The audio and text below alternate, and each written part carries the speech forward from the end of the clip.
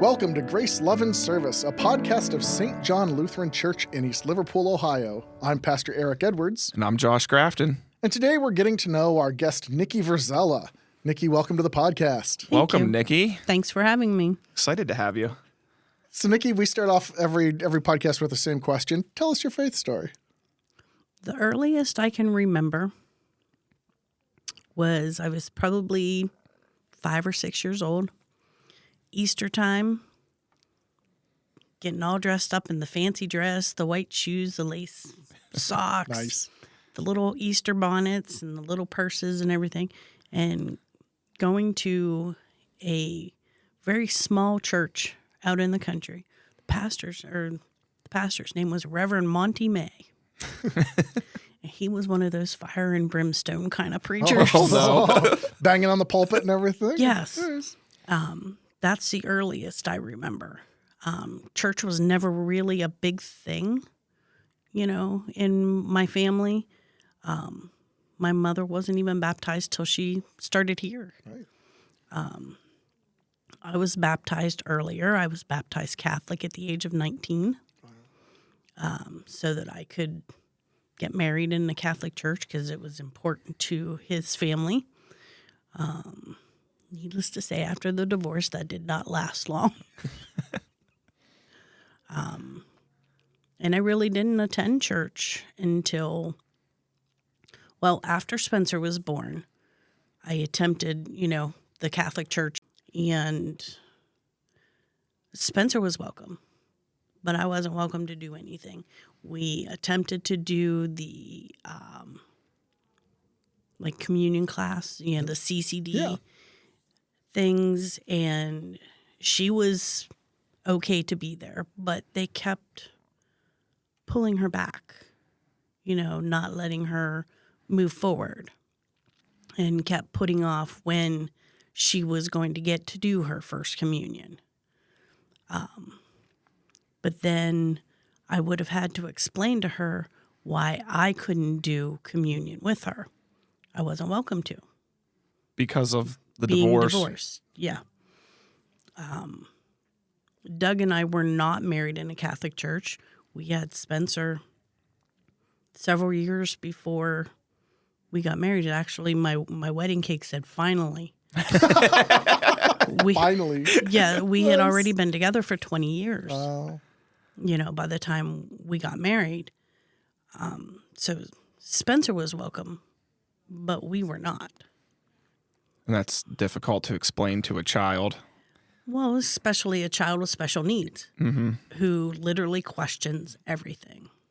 And from those people who don't know Spencer, because the people in our church know her very well. Yes, they do. But our other listeners, tell us a little bit about Spencer so they can know kind of who you're talking about here. Spencer is a 20-year-old girl with Down syndrome, super intelligent, loves to read, loves people, and she loves coming to church. Yeah, she does. Yes, she Because does. she gets to be a part of everything. She acolytes. She keeps me on my toes for fellowship because she's like, we need to sign up and do something. I'm like, well, you God got to be bless her. here and help serve it. We do whatever we can with her to give her volunteer time, to keep her out in the public. She serves shared blessing luncheon every single month unless we have a doctor's appointment. But we do a lot of what we do because of her. And so is that why they at your previous church were holding her back each year, or was that They just couldn't understand and cope with the Down syndrome component. I don't think they didn't find her capable. Okay. Well, that was They obviously found her wrong because she is. incapable. She was kind of like pigeonholed into that. Well, she has Down syndrome, So we're going to treat her differently. Right. And I think the thing that did it for me, and I basically said I was done, is they had a Christmas pageant coming up, and they put everybody's names in a hat, and Spencer's name was drawn to be Mary. All of a sudden, the day of the pageant, they came to me and said, Spencer's not going to be married. We don't think she'll do what needs to be done. So they made her an angel. And I'm like, you know what? Fine. She'll be an angel for this. You don't think she's capable of carrying a baby doll up to put it in the manger, then fine. And I don't believe we've been back since. I'm sorry. That must have been tough to be hurt by your church like that. Well, it wasn't really my church because they never made me feel as welcome. Now, some of the people that are over there, amazing. The woman who was heading up the CCD class, she was wonderful. Her and her husband, absolutely great. But they were also part of the reason why she was held back a little bit. Because with Spencer, you have to deem her capable instead of looking at her as incapable. Yeah, so. Well, she took part in our Christmas pageant this year. She always has. And what was so much fun. What was her part this year? I think she was. Oh, I think she was a cow. She was a cow in the nativity play. So she's been the star before, I know. She's been the star for, I think, like 5 years. Yeah. This year she wanted to be a cow. Yeah. So we got a cow costume. Yeah, so I think we had the cow costume. Yeah. Yeah. If It not, just had if to not be Janice will altered get a one little made. bit, you know. It was a lot of fun. I got to know her pretty well during that pageant. I guess backstage with my kids, getting them ready, and she was hanging out with us and playing with the kids. And then, I don't know, we kind of bonded back there for those couple days that we practiced in the day of the play. And then on Easter this year, she came up and gave me a hug. And it was like one of the most special moments I've ever had here because I thought, all right, I'm in. She accepts me. Right, because they don't come easy. The hugs. Yeah. Which I feel kind of bad for you because the last couple children's moments, she's walked away and not given you a hug. I get no love, but it's all right. It's okay. I know that when she's feeling that, I'm going to get the hug, and when she's not, that's fine too. You know, Yeah. She knows it's there. So it's all right. She's 20. She's starting to feel her independence a little bit. Yeah. She doesn't sit with me much at service anymore. Like, okay, I feel kind of shunned. I know one day, not that long ago, one Sunday, I had ended a children's moment by going, all right, now everybody go back to their parents. And you could just like see like all the spirit leave her body. And she was like, I want to go sit with Andrew or someone like that. I can't remember who it was, but like, I was like, you can go sit with them. It's okay. I just meant like, go back to your pews. Yes. And it was just very like, oh, I was afraid that I had really hurt her in that moment. I was like, It makes me feel good though, because when we come to church, she doesn't feel she has to be with me. yeah, She is so comfortable with the people good. that, you know, and I have no problem with it. Usually I'd be a little overprotective, but she's the reason I made the choices I made. And So take us back to the choice then to come back to church then, because there was a gap there, right? yes, my mother had gone through colon cancer, and with that, Teresa had got her coming to church. And Came to Blue Christmas service, if I remember right. yes, and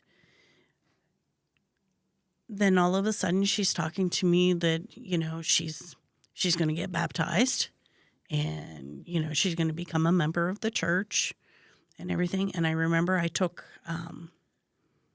a silk handkerchief with the lace on the sides, and I had it embroidered with her baptism date.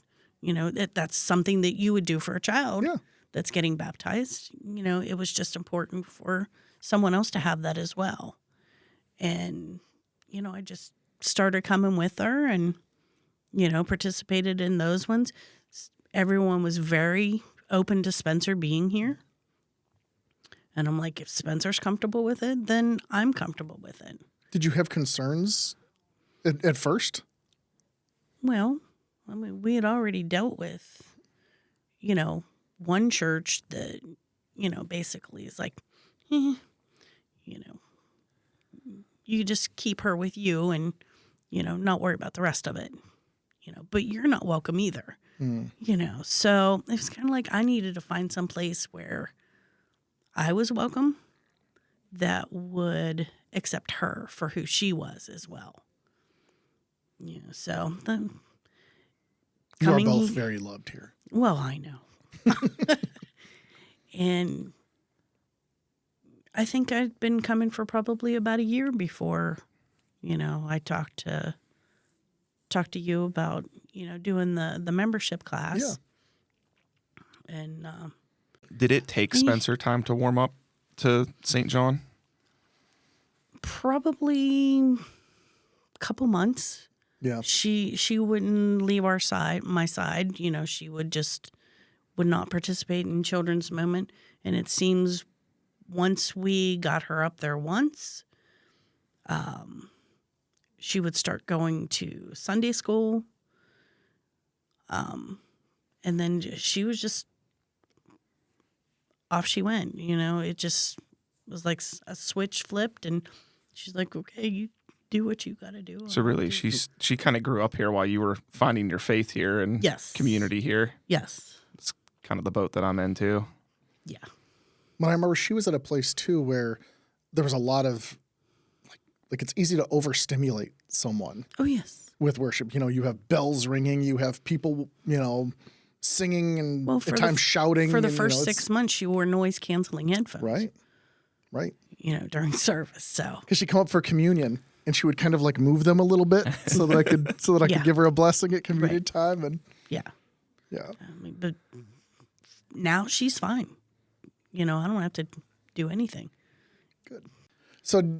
So where has your faith been while since you've come here? Tell us your faith story after you arrived here at St. John. Well, I'm involved in a lot more than I used to be. My husband and I seem to be like the resident cooks. You are in the kitchen a lot. It's because you're very, very good at it. Well, it's a way for me to do something that does more than just feed someone, because they'll stay if they like what's happening. Yeah. They'll stay and, come eat and share fellowship with the other people, where if they didn't like what you were doing, they're just going to, she's cooking again, we're leaving. Yeah. Well, and you've brought other people with you. Like Shared Blessings, for those of you who haven't heard of this, is a meal that the church serves, and it's not a soup kitchen per se. Right. It's a community lunch. It's a free community lunch. So Right. on the third Monday. Monday of every month, we open the church to anybody who wants to come to this. Lunch is served between 11 and 1.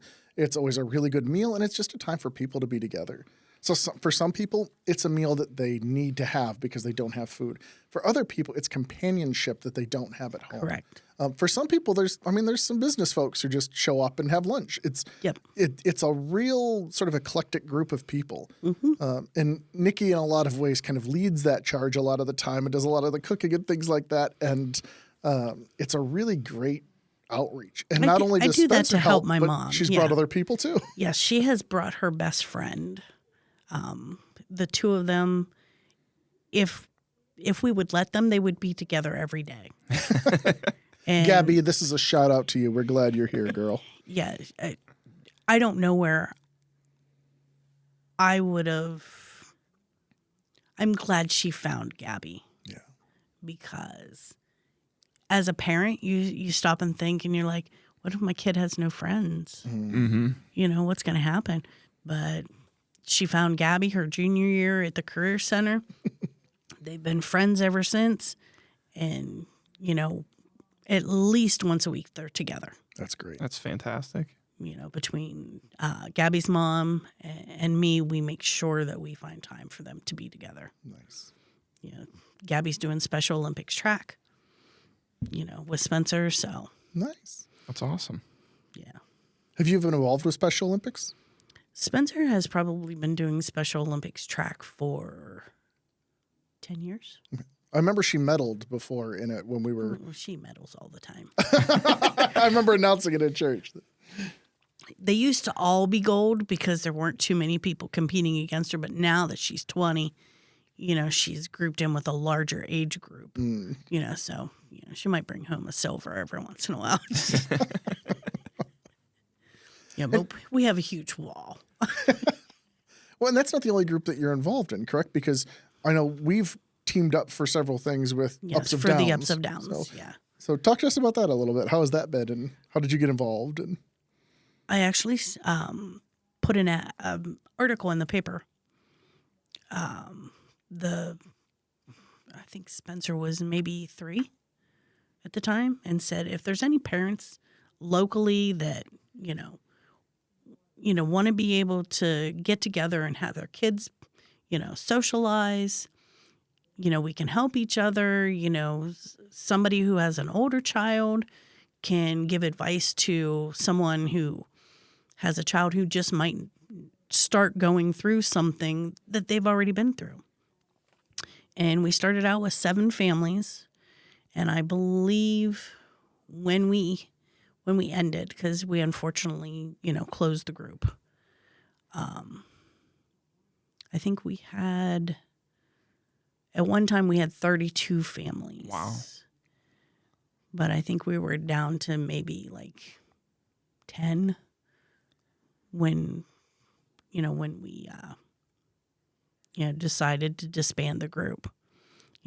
COVID unfortunately killed us. Getting those parents back involved was very difficult. They figured, I've done this by myself for a year. I don't need anybody, and that unfortunately killed us. And I remember when St. John first started doing the lunch at the Ups of Downs walkathon. Yes. And we did that as our God's Work, Our Hands project once a year. And the first time we pulled up, I was expecting like this small group, like picnic in the park type of thing. And we pulled up and I was like, wow. Yeah. I had no idea there were this many people involved. And yeah. The first year you guys helped out, I believe we had maybe 400 people. It was huge. That is massive. There. Yeah. And then unfortunately, as the families dwindled, it was smaller and smaller. That I think that last year that you guys were there, we maybe had 70 people. Which is still good size. Yeah. But, when you're coming from a 400 starting block. Yeah. Well, now it's starting to make sense why Spencer is so social and community focused, because it's all coming. She got that from you, clearly. And I got that from my mother. She was involved in the union down at Sterling, when that was still open.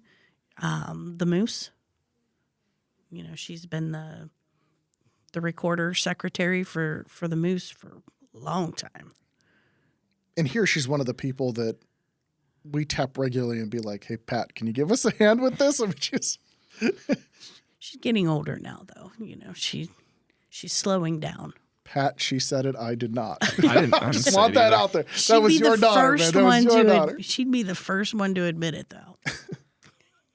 So just to kind of change tracks a little bit, tell us what you do for work. Well, most of my life I've been involved with real estate in one way or another. Mortgage industry. At one point, I would list and sell real estate. But I've mostly spent most of my time on the closing end, like getting loans signed, refinance, stuff like that. But now, currently, the state pays me to take care of Spencer. Okay. Basically. But that's not all I do. I work for 2 Presbyterian churches as their secretary. And at one point I was cleaning the one church, but I'm like, I'm done. I got to give something up. But it's not unusual to find me at the one particular church I work at that I've been at for probably 2 years now. When I'm done with my work, I go, put my handiwork out on the tables, where it needs to be, and I will sit down right there in the sanctuary. I have a seat. Very Lutheran. Is it in the back? No, it's right in the middle. It's because you were Catholic They sit up front, and then you're a Lutheran, and they sit in the back. So you meet in the middle. Now you're a good working in a compromise. Presbyterian church. You've seen 3 different denominations. And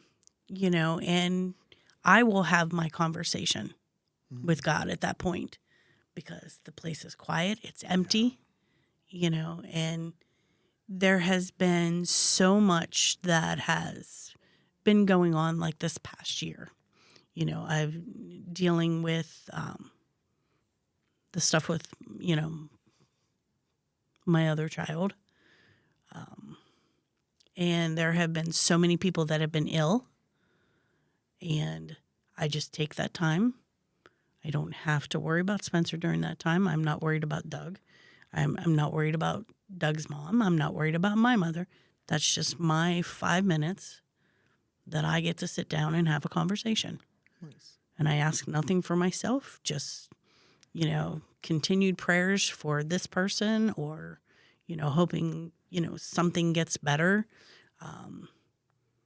There's always one particular person that I hope that he keeps them safe, but maybe in hopes that they would find their way back. That might not make any sense to you, but it might. It makes sense to God. That's all that matters. Yeah. And that's literally what I do. And when I'm not working, my work that I do, that I don't get paid for, I take care of a lot of things for Doug's mother, who unfortunately has dementia, and we're working on getting her placed in a facility where at this point she can still go into independent living. Good. So I've got appointments and stuff for her that I got to deal with. We have all Spencer's appointments. We have Doug's appointments. And now we have Mom's appointments. I don't go to the doctors very often for myself. It's everybody else. But that's literally, my life. How are you not exhausted all the time? Like, where does your energy come from? Where do you draw strength from? Is it that 5 minutes alone a week? It might be. I think you should take more than 5. I give you permission. You can take more than 5. Well, somebody has to do it. I take Doug to all his appointments because I want to make sure that I hear everything that's going on. Because I don't want him to feel he needs to keep anything from me. Mm-hmm. His mother, she's finally got to the point where she lets me go into the appointments with her. And then I can help keep her straight on what she's doing. I think you're good at compartmentalizing and doing this task, that one, now on to the next thing. Yes. It seems that way. So you do a lot more than I realized. And I'm ashamed to say this, but for the most of my tenure here, I just thought of you as Spencer's mom and the lady that was in the kitchen. I never really got to know you. It sounds like she haunts the place. The lady that's in the kitchen. Well, I think it's common. I think a lot of people think of you as Spencer's mom. Yes. Because she's such a presence around here Yes. in the best possible way. Like, when Spencer's here, she's not loud or anything like that, but she brings a good energy Yes. when she's here. Yes. And I think a lot of people just think of you as her mom. Yep. Which is a common thing with parents. Like, they don't acknowledge that we have an identity other than parent. Right. But there's clearly a lot more to Nikki, Yes. and you're doing a lot more stuff. Yeah. Mostly for other people. I feel bad because I leave my husband to cut about 15 acres of grass by himself. As a husband that cuts a lot of grass, he probably enjoys that time. Unless he's push mowing it. No, no, he's got a 0 turn, but it takes about 8 hours to get it. That's a all cut. lot. Yeah. Yeah. So who are the biggest influences on your faith? I don't really know that there was any influence until I came here. And feeling comfortable and knowing that I could sit down with you at any time, makes me comfortable. But, like I said, I wasn't even baptized till I was 19. And I only did that because his family wanted me to do that, and it worked at the time. But It's still active. That baptism still well, yeah, holds. You're good. yeah, I know. But to say that there was, somebody, in prior years to me coming here, I can't honestly say there was. And seeing my mom, who had not done anything, she was baptized in her 60s, do that, also was like, okay, I can come back. Nice. Yeah. I thought I was a late bloomer, but 60s is Yeah. that's well down the line. Did you have a strong relationship with God, or did you kind of find that when you walked through the door here? And has that grown? I'm not saying that I didn't have any relationship, because, I would, you'd hear somebody was sick, oh, say a prayer, Mm-hmm. But it almost felt like it was in passing. Yeah, I call it like cultural Christianity. You just kind of are because you're in this country, but it's different than practicing, like coming to church and doing this stuff. Yeah. So I'm going to say there really wasn't much of a relationship until, I got here. And how much has that grown since you've been here? A lot. Yeah. A lot, because before I probably wouldn't have sat down in the pew and, when I'm working one of my other jobs and, do what I do. So talk to us about when you first came here and as you've been here over these 9 years. What have you seen as the kind of challenges and victories of being in faith with Spencer here at St. John? Start with challenges. What has been a challenge for you and Spencer being in church? The fact that maybe I want to sleep in the morning and not come to church, but That's some honest question. That is honesty. Worship is at 10:15, by the way. So Yes. anybody who's curious and wants to come to St. John, you can sleep till like 9:30 on a Sunday morning. well, with having to get Spencer ready, I got to get up a little earlier. But because there really isn't a challenge for coming to church. Spencer enjoys being here.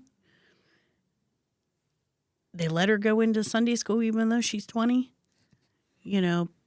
So I don't really have a challenge with coming.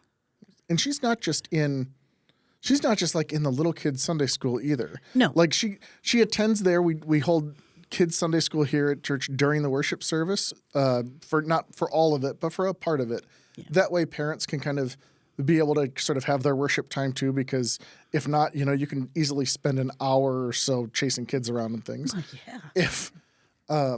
And so she goes to that a lot of the times. She does her confirmation acolyting class or something. But yeah, before that, she's at confirmation. And two of us teach confirmation. Teresa James, who she's known for a long time, who's a family friend. She and I teach that class, and I have watched her blossom in that class. It has been so much fun to see the victories that she's had in that class. The other two in the class are very open to her being there. They accept her for who she is. There's no preconceived notion of what she's capable of. They know she's been here at church. Ben has literally grown up around her. Yeah. So because he was just little when we started. Yeah, because he only would have been about 5 or so, I think, somewhere Yeah. around there. Yeah. So he knows, her capabilities, without making it sound crude. He knows, that she's not the kid with Down syndrome that sits in the corner. Yeah. He knows that she's involved, and he knows that she has her own opinion about different things. So them helping her in that class and being so open with her, I think that brings out questions that she has, and she's not afraid to ask them. Yeah. So especially Just- lately. She's not just been asking the questions, but she's been answering them, and she's really grown comfortable in that group. And Good. it's been, we're working on some pretty tough stuff right now, and she's really hanging with it. I mean, it's really gorgeous to see all these kids in this class together, and to see them celebrate each other. And it's not like, well, this is Spencer, she has Down syndrome. This is Spencer. Yeah. She's just and I love Spencer. that. I Yeah. love that. Yeah, and that's how everybody treats her. She's just Spencer. Yeah. That's been my observation here too. I mean, she's just part of us. Like, Yeah. She's not seen as her diagnosis. Yeah. not at all. So And I do think kids have gotten better as time has gone on. Like children of their age it are is way more commonplace for people who have Down syndrome or any other disability to be mainstreamed into the schools. A lot of schools are getting away from the separation, yeah. which is good. And So there are some parents that still insist on it. I did not have Spencer mainstreamed because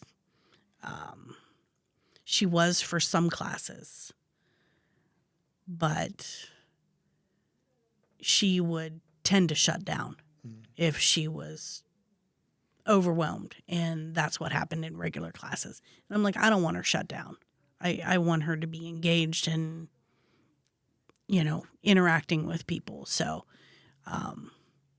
it's exactly what she does here. yeah, Exactly what she does here. She is not reserved in any way, shape, or form. no, that's what I meant earlier when I said she's a presence. Yeah. Yeah. Today she didn't even want to sit with me. She sat by herself. Does that make you Kind of sadder? hurt my feelings a little bit, but It's beautiful to watch, but it also like, oh no, my baby. yeah. Yeah, so So, we were kind of talking about language a little bit and how people are seen as their diagnosis. Talk to me about ways that the church can be sensitive and can, not just St. John, but what can any church do to be welcoming and sensitive and to be helpful to people with Down syndrome? well, my first thought would be to be accommodating. But on one hand, some accommodations are needed. But on the other, that person coming in needs to feel as though they're being met at their level and being challenged. So, for lack of a better phrase, don't dumb down the class. Don't treat them differently. Right. But what are some of those accommodations that we We've talked about it with confirmation class. He's like, how am I going to test her? I'm like, okay, I can tell you what they used to do in her IEP. Give 2 answers in a multiple choice question. Let her pick from that. If you're looking for an essay, you're not going to get it. How you phrase your question. It's got to be in a little bit simpler language. And, maybe leave the Bibleese, so to speak, out and put in just plain words, words that she knows that, and then you'll get a true gauge of where she's at. She's actually taught me a lot because in order to teach confirmation within Spencer's class, we're not watering the class down at all. Today we were going through the Nicene Creed and tearing it apart and rewriting it in modern language and things. So we're not watering that down at all. But she's my litmus test. And so you're like, you're gonna get the pastor language where, you're like, well, salvation, blah, blah, blah, blah, and you use these big words because, it makes us feel smart. But, you really have to make sure that everybody's getting it. Right. And I know when Spencer's got it, and it's fun to watch Spencer get it because she gets all excited about Yes. it.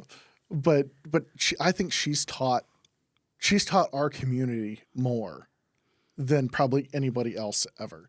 I mean, she's brought out the best in people. Yeah. She really has. People just have to be open-minded and see her as just Spencer, not the kid with Down syndrome. So Are there any things in worship that are helpful? Whether we've done them or we haven't done them, but is there anything in worship that you would say, if you have a person with Down syndrome in your congregation, this is helpful in worship? I know there are people, maybe the older generation, nothing against them. I'm getting there. That will avoid people, with disabilities because They're uncomfortable. they're uncomfortable because they weren't raised with that. Back in their day, those people were kept separate, so they may not know how to deal with them. Now, without knowing a real good history, and I know that you've really done your work on this, so I don't know the history of how people have necessarily been treated with Down syndrome. So Most of the time, they were put in homes, basically. they were institutionalized? Yes, they were institutionalized, and I know someone who has actually done that. That child had to have been institutionalized for 50 some years, No. But that's what they used to do. You hid that child, instead of, celebrating them. One of my favorite books in regards to Down syndrome. Did you know that Roy Rogers and Dale Evans had a child with Down syndrome? No. I did not. Yes. She unfortunately passed away fairly young, but she was a huge part of their life. If I come across the book, I'll give it to you to read because it's a great book. Well, what was the scene like when you had Spencer? Was it? It wasn't still common to institutionalize, No, was it? Okay. No. Now, I did have someone say to me the day that Spencer was born. Well, the day after Spencer was born. Did you know before she was born that she was No. gonna? So what a surprise! Yes. I had someone say to me the day after she was born that they went home and had their pity party, and now we will all just move on with life. And my response to them was, what made you think you were entitled to one? Because there's nothing wrong with it, Yeah. but how it's perceived, by the older generation, the people that are now in their like 70s and 80s and things. I guess it's easy to look at the challenges that you're going to have with a child with Down syndrome. Yeah. And I guess that's probably where they're coming from, but you're gonna have challenges with any child. Yeah. Yours are just modified. Yeah. And getting past people's preconceived notions is once you can do that, the possibilities are endless. Well, she makes it easy too. Now it Wow. didn't used to be. Wow. Since I've known her, she makes it easy to shed any of those preconceived notions. Yes. I don't know if that's true for everyone. No. Yeah. I love when people say, "Oh, people with Down syndrome are always happy." Have you been in my house? We get the happy Spencer here. Yeah, you get the happy Spencer here. I get the moody one at home. Every now and then we get to see the other version. And even then, she walks through the door and you know kind of what mood Spencer's in, and people make Yeah, you allowance can for that. gauge They're her just mood. like, okay, all right. Like if you say hi, and she's like, you're like, oh, okay, today's not the day. Yeah. But most days it's the run up and the jump and the hug, We'll see what she's like when she gets back from lunch. She'll be fed. She'll be happy. So especially just for the average listener out there, especially for those of us who didn't grow up with someone with Down syndrome, give us some sensitivity training, if you would. Everyone's always afraid of kind of saying the wrong thing, doing the wrong thing. Well, the first thing you need to do, majorly important, if someone you know has a child with Down syndrome, don't say, "I'm so sorry." We heard that more times than we could count. Oh. I have nothing to be sorry for. That child was the best blessing that my husband and I could have gotten. And you always hear people say, God only gives special kids to special people. Oh, no. I do not agree with that at all. We were just plain ordinary people. He gave us her and gave us something to strive for. Because we were just your average, Joe and Jane, before she came along. So. Now you're special. Now you're special. What a gift. Right? Yeah. An amazing gift. Well, I think a lot of that, the I'm so sorry, I think a lot of it comes from misunderstanding about what it actually is. Yes. And can you give us a summary of what it means to be a person with Down syndrome? Well, I can't give you Spencer's perspective, but I can give you a parent's perspective. Yeah. It just takes her a little bit longer to learn things, and she may not learn them the way you do, but somewhere out there is a way that she understands.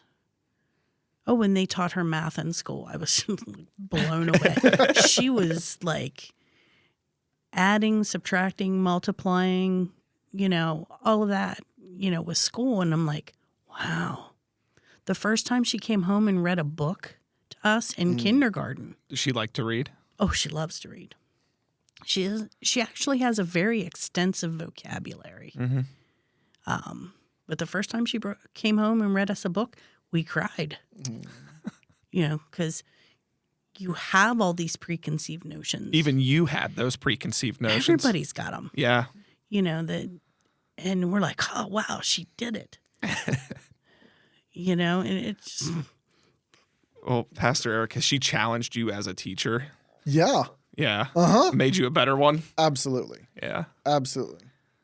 And I think that's one of the beautiful things about being accommodating to people with, and I'm trying to use the right language, a disability. Different needs or, Yeah. with different abilities. Yeah. More positive way, I think, to phrase it.